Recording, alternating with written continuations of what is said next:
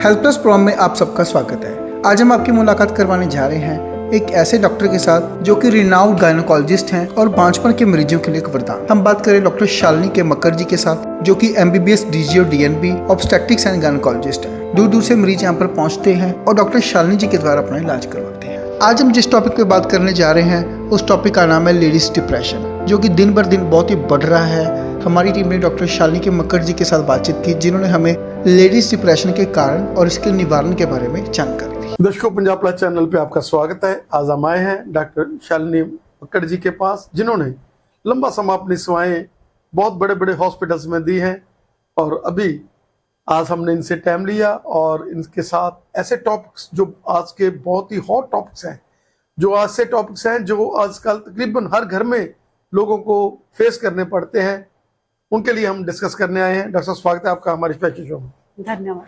Doctor साहब, हम बात करेंगे लेडीज डिप्रेशन, क्योंकि हम देखते हैं कि हर तकरीबन थर्ड फोर्थ लेडीज को आज डिप्रेशन, चाहे वो यंग ब्लडर्स हैं, चाहे वो मैरिजेबल एज के हैं, चाहे वो न्यूली मैरिड हैं, चाहे उन्होंने बच्चे जन्म के बाद है, चाहे वो बुढ़ापे में है, तकरीबन हम देखते हैं कि डिप्रेशन बहुत ज़्यादा बढ़ रहा है। और आप तो एक डॉक्टर हैं, आपके पास तो हर रोज ऐसे केसेस आते हैं, क्या कहना चाहेंगे? बिल्कुल सही आप कह रहे हैं। चाहे हम कहें कि मेरे पास गायनी प्रॉब्लम से लोग आते हैं, लेकिन उनमें जो एक मैं मेजर एलिमेंट देखती हूँ वो होता है डिप्रेशन का।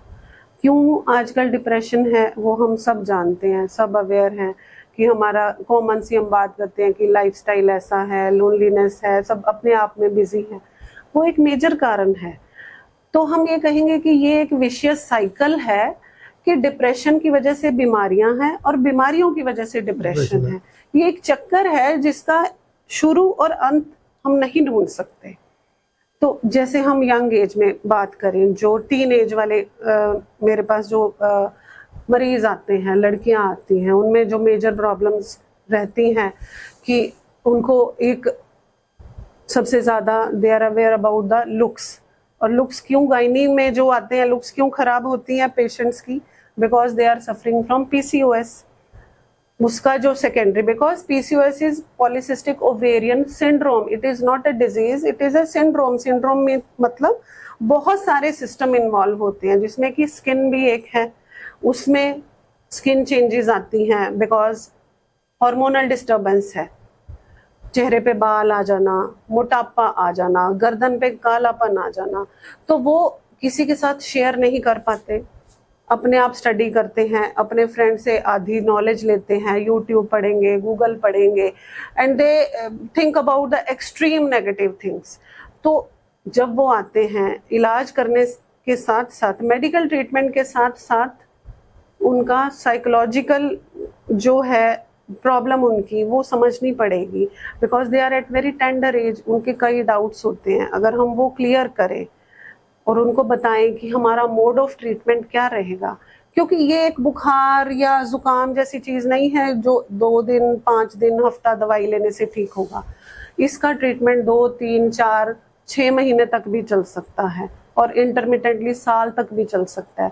तो दे शुड बी काउंसिल्ड कि टू हैव पेशेंस, सब चीज ठीक हो जाएगी। उनको काउंसलिंग की जरूरत होती है about the lifestyle change, about the exercise, about the weight loss and the thought process, और जिंदगी के प्रति अपना नजरिया, वो सारी चीजें मिला के हम उनकी हेल्प कर सकते हैं। और नेक्स्ट जो एज ग्रुप आता है डिप्रेशन, अगर मैं जो देखती हूँ अपने OPD में, वो होता है इनफर्टाइल पेशेंट्स में, because they are not able to conceive. Social pressure है, डिप्रेशन हो जाता है कि क्या होगा, और वो डिप्रेशन इनफर्टिलिटी में ऐड ऑन करता है, और फिर वो एक फिर साइकिल शुरू हो जाता है। डिप्रेशन होता है, हार्मोनल डिस्टर्बेंस होती है, not able to conceive, again depression. So हमको वो साइकिल ब्रेक करना है कहीं पे। उनको काउंसलिंग की ज़रूरत है, ट्रीटमेंट की भी ज़रूरत है, दोनों चीज़ें साइड बाय साइड। फिर आता है menopause, perimenopause age group, again hormones we can blame, what to blame, nothing to blame, it's a phase of life. तो वो उस फेज में they need help, psychological hormonal treatment, investigations, because they क्या होता है मेनोपॉज में, body pains हैं, हॉट फ्लैशेस हैं, नॉट फीलिंग गुड, लिबिडो कम हो गई, अपनी पर्सनल लाइफ जो हम सेक्सुअल लाइफ की डिजायर कम होगी, जिससे मैरिटल हार्मोनी जिसको हम कहते हैं हार्मोनी खत्म हो जाती है, हस्बैंड वाइफ के रिलेशन कई बार स्ट्रेन हो जाते हैं, उसमें लेडी का कसूर नहीं है क्योंकि उसके हार्मोन्स नहीं है। तो वो सारी चीजें, बोन्स में पेन है, बोन्स वीक हो रही हैं, शी नीड सप्लीमेंट, तो एक एंटायर सिनेरियो हमको लुक आफ्टर करना पड़ेगा अगर हमने उसका एज अ होल ट्रीटमेंट करना है, इंक्लूडिंग डिप्रेशन। ऐसा जैसे आप एक नई नर्सरी भर देते हैं उनको पॉजिटिविटी कि आपने पॉजिटिव बनकर रहना है, आपने भगवान का शुक्रिया अदा करना है, आपने एक्सरसाइज करना है, योगा करना है, आपने हमेशा अपने आप को एक पॉजिटिव बेंट्री बनाना है।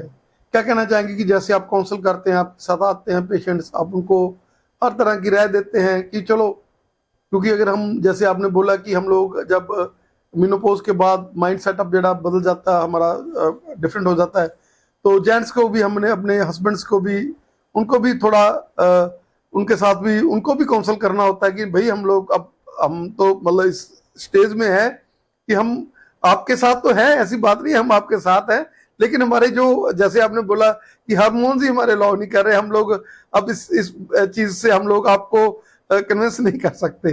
बिल्कुल सही कह रहे हैं आपने, बहुत एक ऐसा मुद्दा उठाया है जिसके बारे में बात नहीं की जाती। देखिए, ऐसा नहीं होता कि सिर्फ लेडीज को ही मेनोपॉज होता है, एक शब्द होता है, टर्म होती है एंड्रोपॉज, जो कि इस मेनोपॉज का मेल काउंटर पार्ट है।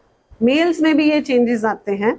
Again couple counselling they should come, पर हमारा जो इंडियन सेटअप है ऐसा नहीं है, वो भी जो अब अलग अलग स्ट्रेटा है, जो बहुत कुछ पढ़े लिखे लोग हैं, जो इन चीजों को समझते हैं, they come, husband brings wife and they discuss their problem कि हम लोगों को ये पर्सनल प्रॉब्लम है, ये चीजें होती हैं, कोई खुल के बात नहीं करता, तो वो जरूरत है। इसीलिए now there is a term sexual medicine that is coming up, reconstructive and cosmetic gynaecology coming up.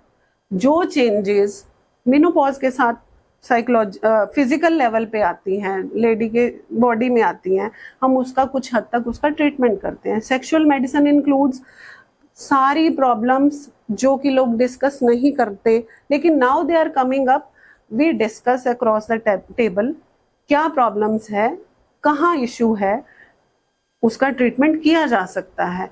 क्योंकि जैसे हमने पहले बात की, 1/3 जो लाइफ होती है वो मिडिल एज या उसके बाद की होती है, तो उसकी क्वालिटी मेंटेन करना बहुत ज़रूरी हो गया है। तो ये सारी चीज़ें हैं, उनको बताना पड़ता है फर्स्ट, कि ये एक्सप्लेन करना कि इसको आप बीमारी ना समझो, ये लाइफ का एक पार्ट है। पहले आप छोटे थे, यंग थे, टीनेज थे, फिर आपने फैमिली बनाई, अब ये दूसरा नेक्स्ट स्टेज है लाइफ का, इसको अलग तरह से लेना है। उसमें आपको क्या क्या करना चाहिए, what I advise to my patients ladies, कि चलो इस स्टेज पे आप अपनी फैमिली जो जिम्मेवारियां हम कहें, बच्चे बड़े हो गए, बाहर चले गए, उनकी शादियां हो गई, now take the positive effect of this stage of life. Now you are free, you can focus upon yourself, अपने पे ध्यान दो, समा हुन अपने ते लगाओ, ਜਿਹੜਾ ਕੁਝ ਤੁਸੀਂ ਪਹਿਲੇ ਨਹੀਂ ਕੀਤਾ ਉਹ ਹੁਣ ਤੁਸੀਂ ਕਰੋ। ਸਵੇਰ ਉੱਠੋ, ਸਕੂਲ ਨਹੀਂ ਭੇਜਣਾ ਬੱਚਿਆਂ ਨੂੰ, ਤੁਸੀਂ ਜਾਓ, ਉੱਠੋ, ਸੈਰ ਕਰੋ, because morning walk endorphin release करती है। Endorphin a type of chemicals which release on a circadian rhythm. सुबह जाओगे, you will feel good, exercise होएगी, मॉर्निंग वॉक होएगी।